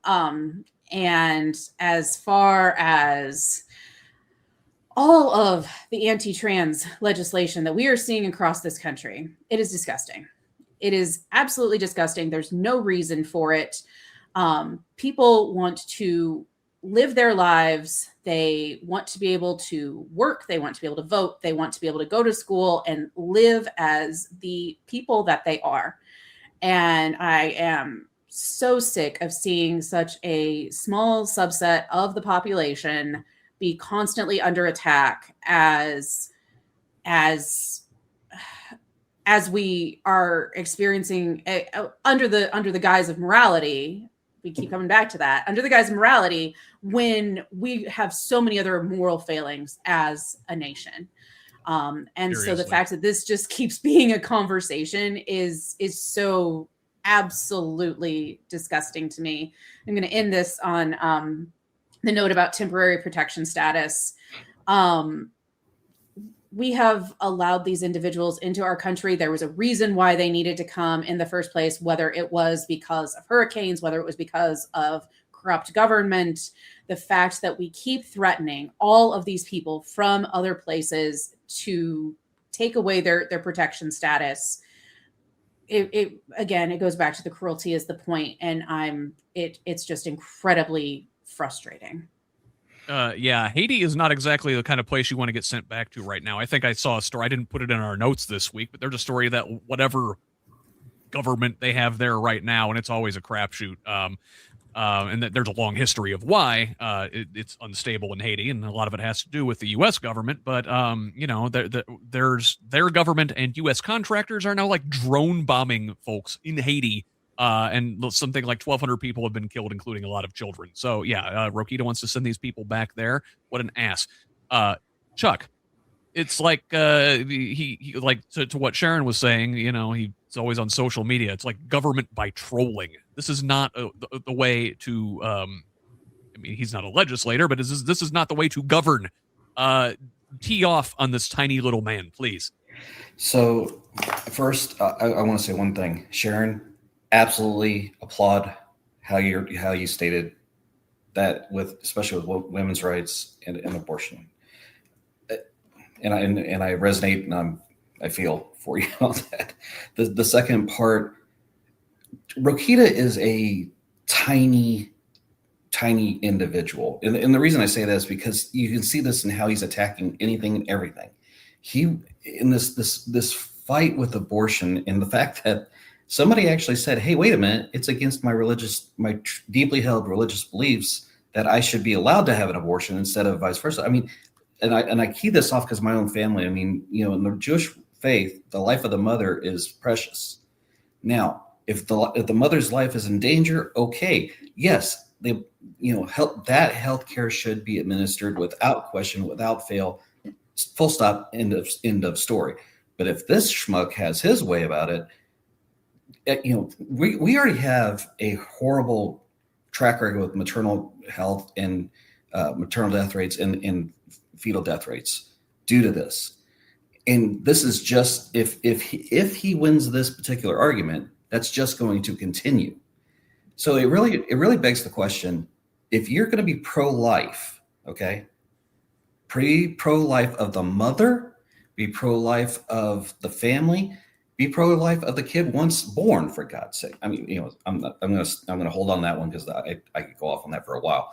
But this guy, again, and again, Sharon hit it beautifully. Freedom of religion should be recognized across the board. If you're Jewish, Muslim, pagan, heathen, take your pick, whatever. It shouldn't matter. Everybody should be entitled to believe what they need, what fits their truth, right? And it goes the same for trans people.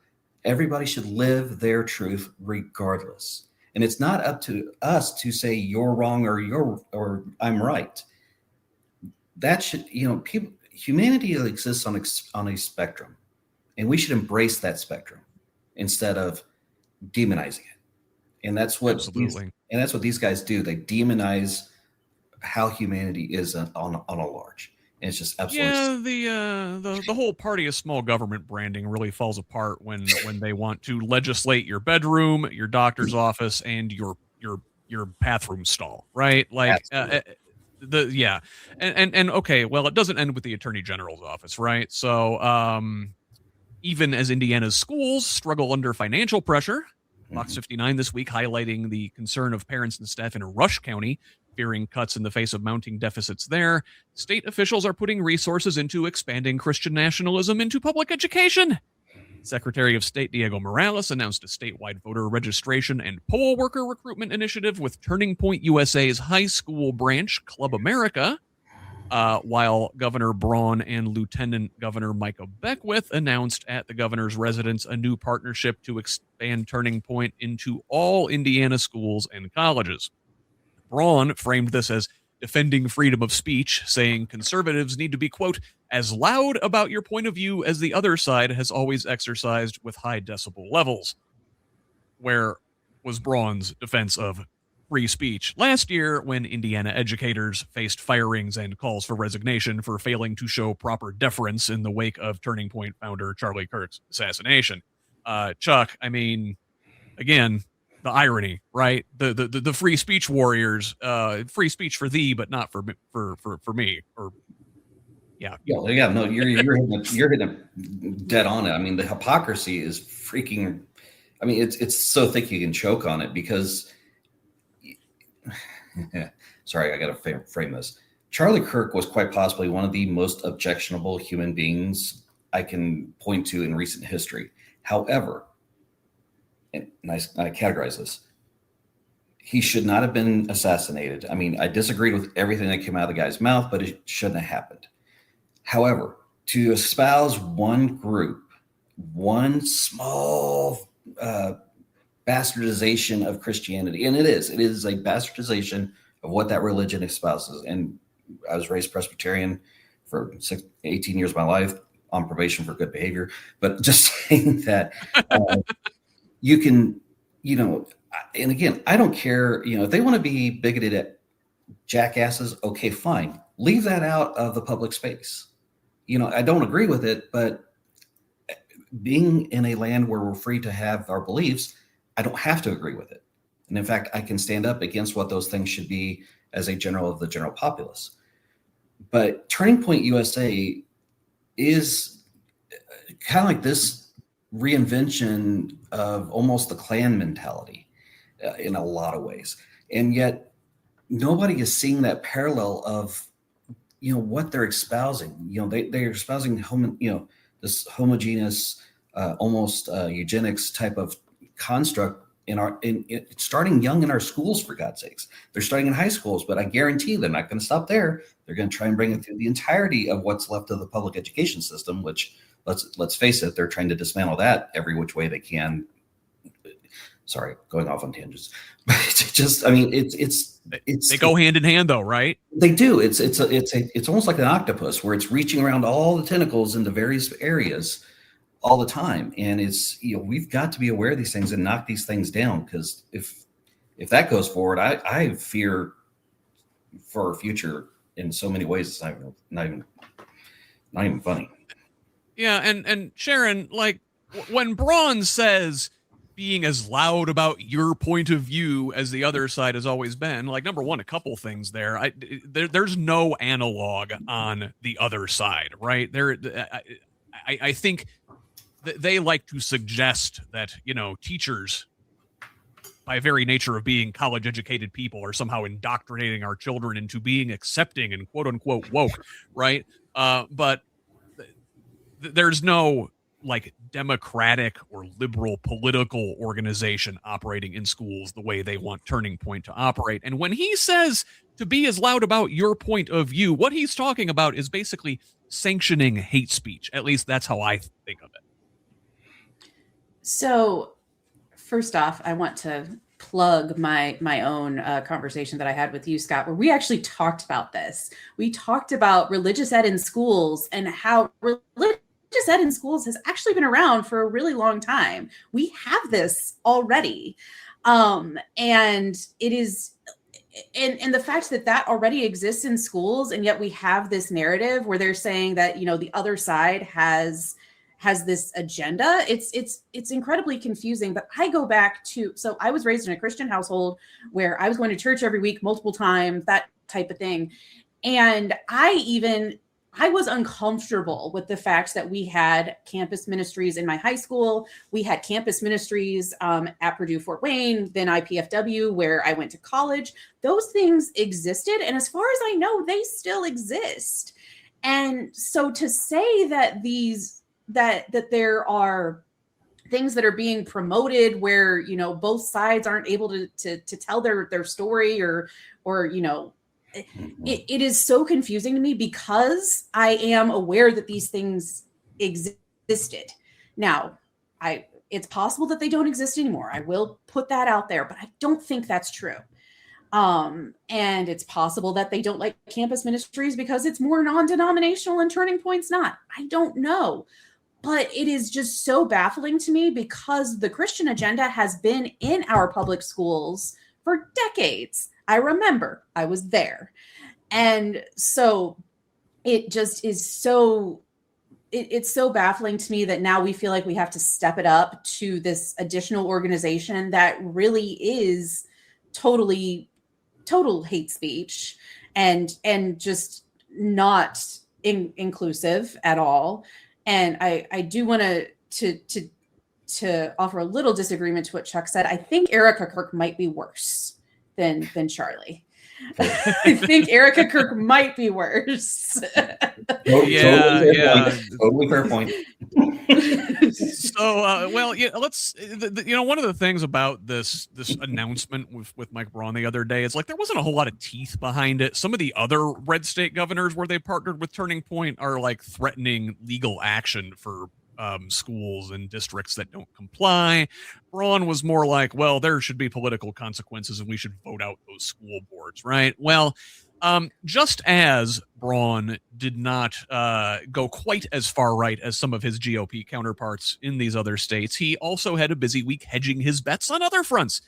He declined to sign a bipartisan needle extension passed by the state legislature, allowing it to become law without his signature rather than committing either way. On affordability, Braun held a press conference touting early results from Indiana's new energy cost approach, utilities meeting benchmarks, rate reductions, and investigation into major investor-owned utilities, and some short-term relief from NIPSCO up in the northern part of the state. But Democrats were quick to point out that GOP legislators shot down every amendment during the session that would have codified real accountability, right? Worth noting, those same utilities are among the biggest political donors in the state, particularly to Republicans. Meanwhile, as the Iran conflict drives Indiana's gas prices up more than any other state, we already have among the highest gas taxes in the country, thanks to a 7% use tax on top of the excise tax. Braun wouldn't commit to eliminating the use tax, as Democrats have long pushed for, but he wouldn't rule it out either. And while he's touting affordability on one front, he's proposing to turn I-70 into a toll road, charging drivers over $15 to cross the state in a passenger vehicle and $84 for semis, with tolling set to begin in 2029 to fund a $6.5 billion highway upgrade. Affordability, it seems, as just about any issue with this guy, depends on which direction Braun is facing at any given moment. Sharon, he doesn't seem to want to commit. This guy has had a very successful political career, not standing for anything. Yeah, he any Hamilton fans will be reminded of Aaron Burr when it comes to Mike Brown. The I-70 toll road very much disturbs me because there are enough roads that can be used as alternatives that people will just use instead, and those roads are not set up to be used in the way that they will be used. And it's just an additional tax on some of the most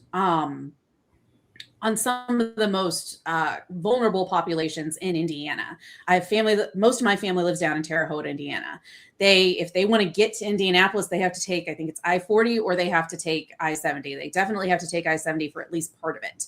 And like I-70 to get to the airport in Indianapolis, you have to take I-70 for at least a little bit of it. And it is just such a major thoroughfare. That seems so intensely expensive, first of all. And it just, let's just take a step back even. To put the infrastructure in, to put a toll road in, how much is that going to cost us? Because it's not like toll booths are free. It's not like tolling systems are free. And then you have to pay theoretically people to man those systems. So where is that money It's all gonna come automated from? now. They've done this down in Oklahoma. I had to go down there last year at one point. It's all by camera now, which raises surveillance concerns even bigger as problems well. Yes, You know, exactly. But I mean, either way, like that's still infrastructure that hopefully doesn't exist. And I have a major problem with that, again, because we are the most heavily taxed gas tax in the country. You can go up here in Fort Wayne. It's pretty easy to go to both Michigan and Ohio. And if you happen to be going to either one of those places, you see gas drops considerably. And if you happen to be going to one of those places, you fill up if you are on the other side of the border. And so this is either going to lead to people not using Fort Wayne as Fort Wayne, good heavens, Indiana as the crossroads, or it's going to lead to alternative modes being taken and roads that aren't meant to be used for that purpose being used for that purpose. And, additional maintenance having to be done to those roads. Yeah, they're going to push that burden down onto like local streets and smaller communities, and so it's robbing Peter to pay Paul, right, Chuck? And the whole thing, that's what Braun is doing with these things. He's like, oh, we're going to have affordability here, but over here we're going to charge you more. I mean, like, I don't know, shit or get off the pot, dude. Well, the problem is that there's a couple things, and so. Sure. Again, hit the exact right point. If they tax I-70, I'm going to tell you right now, State Road 9 and US 40 are going to go nuts. And that's going to, and I look at this in the way of Hancock County, that is going to affect Greenfield. That's going to affect Fortville. That's going to affect Mount Comfort. All these different places that, let's face it, we're a rural country, or a rural county. We're growing, but I can tell you the systems are not there enough yet for our growth. And I can tell you right now they're planning another interchange out of 2 West in 2031. Okay, when that goes in, that's supposed to bring all these great things happen. Well, if they tax I-70, wait a minute, changes ballgame. And then here's the other point as far as the toll roads and stuff. You got transponders, you've got humans that have to work all those systems. How is that going to work? And how is that going to be funded? And for how long? For what exact purpose? So and then where does that data reside? Does it reside in secure servers where it should, or is it going to be put in, hey, data center, hold this. Oh, wait a minute, that's owned by China. Oh crap, what are we doing? Yeah, sorry. Again, Iran, if you're listening, wipe our toll data. Yeah, no. It goes back to that Russia. It's nuts. And then they suggest that, oh, if folks are getting off the highway, there's more interchanges, and it's going to bring development to these local communities. But it doesn't bring like good jobs. It brings like jobs working at gas stations and restaurants, and like low wage jobs, and not good paying jobs. It's not to mention constant construction, like we've seen in Indianapolis for the past yeah. Well, and then look at this. You mentioned Indianapolis. Look at the state of the roads there. Like, and so I don't know. Instead of worrying about like expanding I-70, why don't we worry about fixing the roads we have? And then this doesn't even bring up Braun wanting to put in that Mid-States corridor down to Jasper, so his auto parts distributing company can more easily get their products onto the interstates. But here's the thing that bothers me about any type of road construction. Okay, whether it's the interstate or this corridor thing he's talking about, we forget what's under these roads. We forget the utilities. We forget water, sanitary, stormwater is a huge one. We've had, all this rain has brought up flooding in many, many areas, and yet stormwater is almost never part of the real conversations that should be taking place, because how many people lose property, in these low-lying areas that build in floodways or in floodplains? Drinking water. We're faced with a huge set of circumstances trying to fix water infrastructure. Just taking, there's the lead service line replacements that are supposed to happen from 27 to 37. And I'm here to tell you, as a municipality, that is going to be an absolute nightmare, because the state doesn't care about it.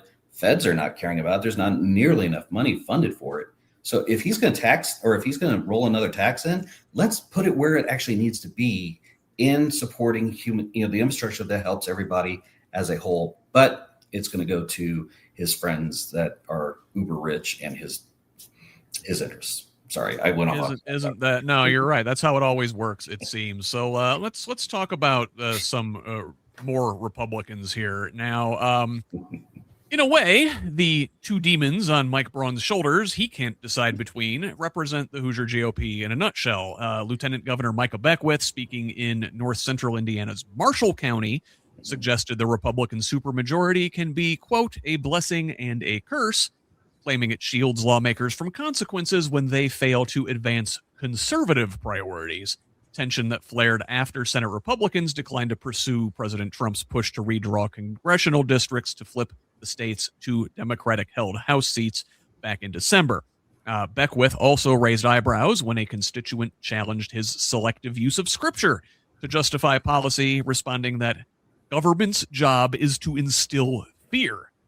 His faction of the party is certainly looking to instill fear among moderate Republicans. And listen, moderate is doing a lot of heavy lifting there. Moderate is working so hard, it's probably an immigrant, in the form of a $5 million MAGA retribution campaign targeting the very Indiana state senators who defied Daddy Trump on gerrymandering, with U.S. Senator Jim Banks' Political Action Committee, Turning Point USA, and Club for Growth carpet bombing 7 state Senate races ahead of the May 5th primary. A remarkable sum to spend punishing insufficiently loyal Republicans in a deep red state. Now, the Senate District 38 race in Terre Haute illustrates this dynamic perfectly. Trump recently hosted his hand-picked candidate Brenda Wilson at the White House, among several others, and far-right attorney James Bopp, pictured on your screen there, is now trying to knock a same last name challenger off the primary ballot, claiming without evidence it's an establishment Republican dirty trick to split Brenda's vote and protect incumbent Greg Good. Meanwhile, former Indianapolis Republican Mayor Greg Ballard has launched the Lincoln Party, calling both major parties broken and toxic as he pursues the Secretary of State seat. That race is getting crowded, with incumbent Republican Diego Morales already facing intra-party challengers. On the Democratic side, legacy kid Bo Bai and small business owner Blythe Potter are vying for the nomination, and a newly formed Socialist Party of Indiana is also gathering signatures to get on the ballot. Their official kickoff party, by the way, is today in Terre Haute. Catch me there if you're in the area. But, Chuck, Republicans in disarray. I guess you love to see it. You like to see them spending resources fighting each other. I think that's good for Democrats. I also think it's good potentially if they're more extremist candidates get the nominations and really show the contrast between their outrageousness and Democrats. What do you think? Absolutely. I mean, I think the thought of these different people coming into it, Republicans are having to spend resources in ways they did not plan on wanting to spend.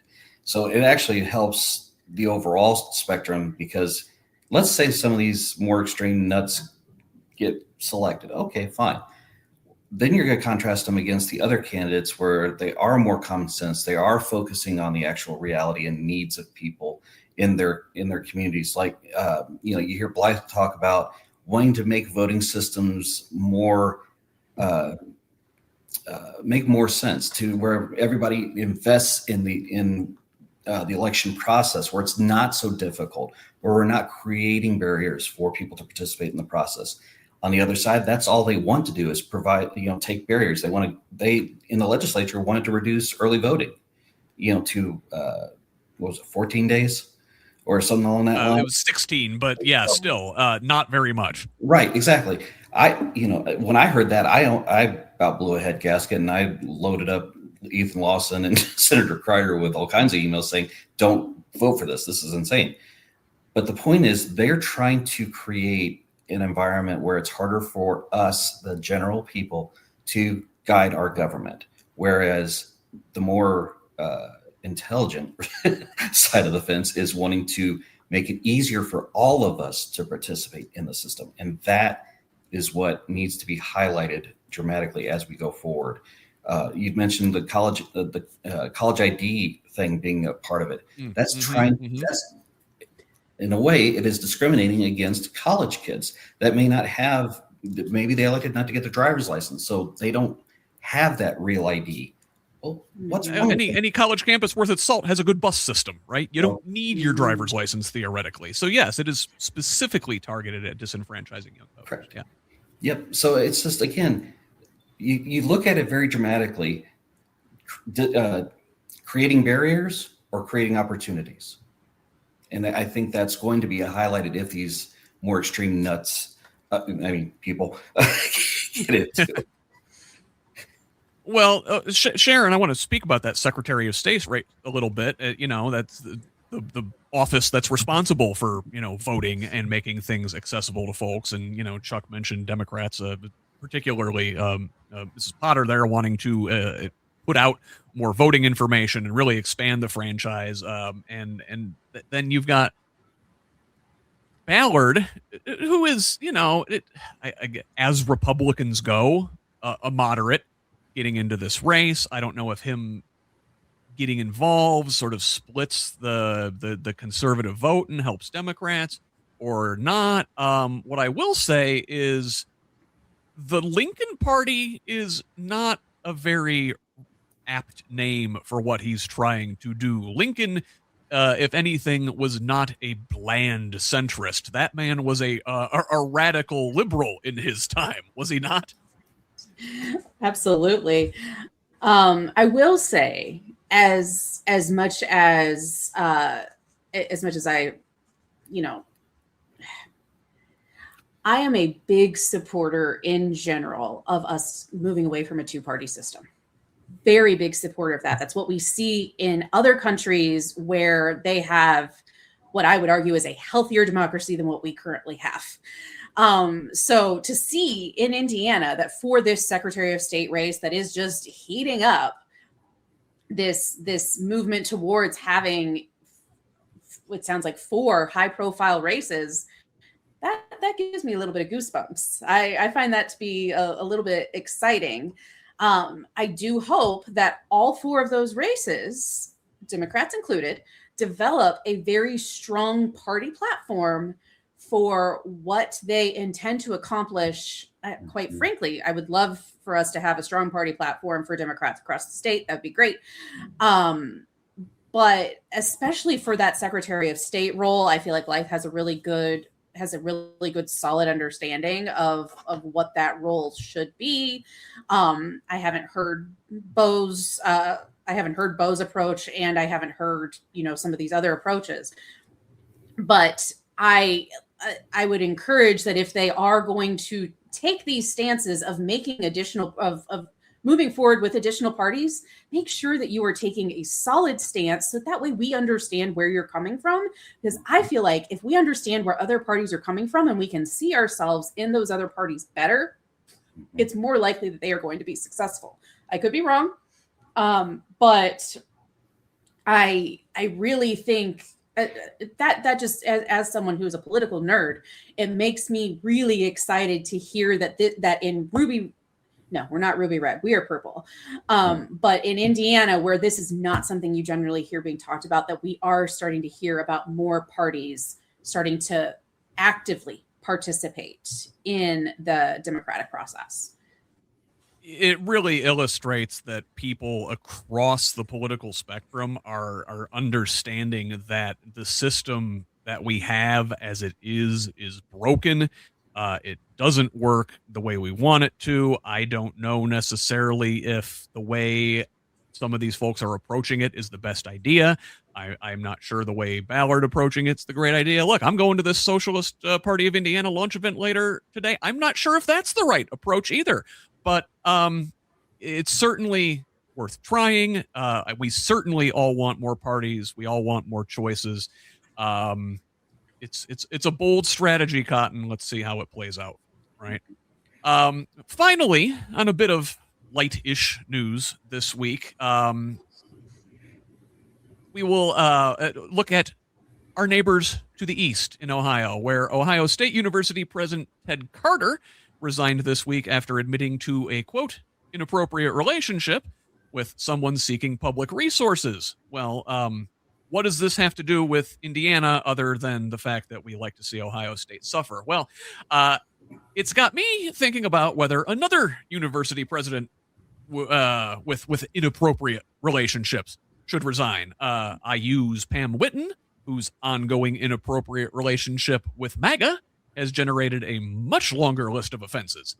While Carter had the decency to resign over one controversy, Whitten has racked up at least 10, refusing to negotiate with graduate students, intimidating dissenting faculty, deploying armed state troopers with a sniper on the roof of the Indiana Memorial Union against campus protesters, receiving a historic faculty no confidence vote, plagiarism allegations she won't address, undermining shared governance while welcoming Mike Braun's takeover of IU's Board of Trustees, accepting the elimination of nearly 200 degree programs, attempting to censor the student newspaper, handing out raises to administrators while cutting budgets for everyone else, and my personal favorite, tying her own tenure to football coach Kurt Cignetti's contract.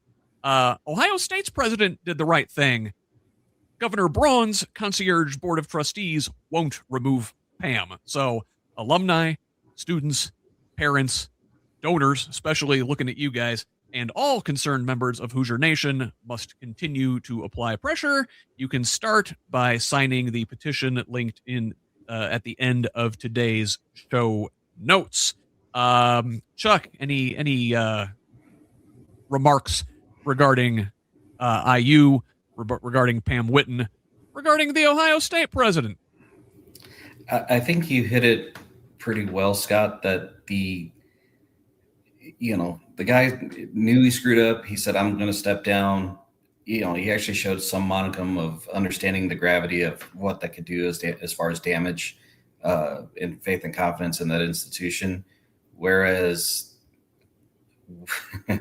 Whitten is oblivious to any kind of negative impact because she thinks there is cover provided by this structure that Braun has put into place and has, hand chosen these folks of, thou shalt do this. Well, okay. Doesn't mean it's the right thing. And unfortunately, I think in the long run, it's going to damage, it's going to damage the school and the community it surrounds because of these things. It comes back to what kind of human do you want to be? And, if you're in a leadership position, you should have the ability to realize that if I screw up, I'm not fit to lead this particular organization. Well, she's not saying she's screwing up because she's being empowered by the structure of power that's at play. So we need to change that to make her say, I want to get out of this. Theoretically. Yeah, gee, Sharon, it's like they hired her to damage IU. Oh. So I think back to the mid 2000s when they played this exact game with Purdue. I was a part at that point. I was a student at Purdue. I was planning on making my career at Purdue Fort Wayne, or then IPFW. And they did the exact same thing where they made it where the governor got to appoint the board of trustees to Purdue University. And then lo and behold, Mitch Daniels got appointed as president at the end of his tenure as governor. And then everything about Purdue, in my opinion, changed. At least at the Purdue Fort Wayne campus. I don't know about at the West Lafayette campus, but at the Purdue Fort Wayne campus, it changed, including the name. It happened over the course of several years, but it definitely went from a place that I personally love to a place that I barely recognize. And I see that happening now with IU, but it's going to happen at a much more detrimental pace because there are so many IU campuses across the state of Indiana. And I don't know how those are going to be impacted as a result of everything that is happening. But I remember when I started seeing this movement of they were going to allow IU's trustees to be appointed by the governor or by the governor's office at IU. And it is something that had I been in office, I would have adamantly voted against, because I've seen how it's impacted Purdue over the last 14, 15 years or so. And I don't want it to happen to IU. Yeah, it's disappointing to see, but you knew it was coming. It's the overall attack on education. They do not want, we've talked about it earlier. We talked about it with Turning Point. We talked about it with the grade schools, the high schools, the colleges. They don't want capable of critical thought. They want people who are easily controllable. Unlike us. So thank you guys for being here with me today. I really appreciate it. Where can the good folks find you? Sharon, you're running for State House in District 81. How can folks learn about your campaign and or help out? Yes, please. Lots of help needed. I am in a primary, so you can go to www.electsharonwhite.com. That is WIGHT.com, or you can go to www.facebook.com/electsharonwhite. Again, WIGHT. I hope to hear from many of my constituents. Definitely want to work towards making Indiana a better place, because we've been struggling. Thank you. As we've detailed throughout the course of the show, there's a big mess to clean up. We need good folks like you there in Indianapolis to do that. Chuck, hey, you're also responsible for cleaning up messes in a way, right? As a water infrastructure guy, where can folks find you on social media? So you can look me up on Instagram, Substack, Facebook. Definitely, you can look me up, Chuck Gill, or MS2 Gill SW. You'll find me. Also, in Hancock, Indiana Democrats. If you go there and sign up for our newsletter, we have a candidate forum coming up on the 26th for our local candidates and also our congressional candidates. So please jump in on that, participate. I think it'll be a great time. So we'll have it streaming on Zoom, and eventually be on the lookout for a more localized podcast that may formalize here in our area to come. So. Oh, fantastic. What congressional district are you guys in there in Hancock County, Chuck? Congressional District 6. That's what I thought. Well, hey, conveniently enough, this week on Progressive Indiana Network, Derek Holder has 3 interviews with Congressional District 6 candidates. He's got Cindy Worth on Monday, David Boyd on Wednesday, and Corey Amix on Friday. So check those out. Hold 'em Accountable podcast. I will be back live on these channels Tuesday night with Senate District 15 candidate Chloe Andis, fresh off of our debate in that race yesterday. Interested to hear what she has to say. We've got another debate coming up Thursday night for House District 70. That's down in southern Indiana, Harrison, Clark, Lloyd counties, parts of those, Washington maybe. Also a District 58 debate next Saturday coming up. Thursday morning, Concerned Clergy of Indianapolis podcast drops on Progressive Indiana Network. And then Saturday, we will have the latest from Brianna Newhart, the recovered Republican. Lots of content coming your way here from PIN.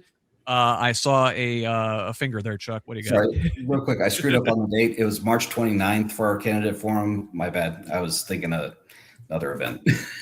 Very good. No, thank you for the correction. And Sharon? I also have one more thing. I have a in-person, it could be a debate. It could be a Q&A next Saturday morning at the Allen County Democratic Party breakfast meeting starting at 10:30. Fantastic. All right. Well, if you're up in the Fort Wayne area, go see Sharon there. And if you're in Congressional District 6, go up to Hancock County and see Chuck on the 29th. But until then, please be sure to give us a follow on social media. You can find me at HoosLeft on most of your social media sites. That's HOOS Left. You can DM me there with feedback, tips, ideas, or concerns. You can email me directly at scott@whosleft.com. Also, please subscribe to Progressive Indiana Network. Again, the website there is progressiveindiana.net. We could also use a follow on social media at our full spelled out name on Facebook, Instagram, and Threads. Subscribe to our YouTube channel at the same handle and follow us on Blue Sky and TikTok at PIN Indiana. Anyway, until next week, this has been Who's Left This Week. I'm Scott Aaron Rogers. Love each other, Indiana.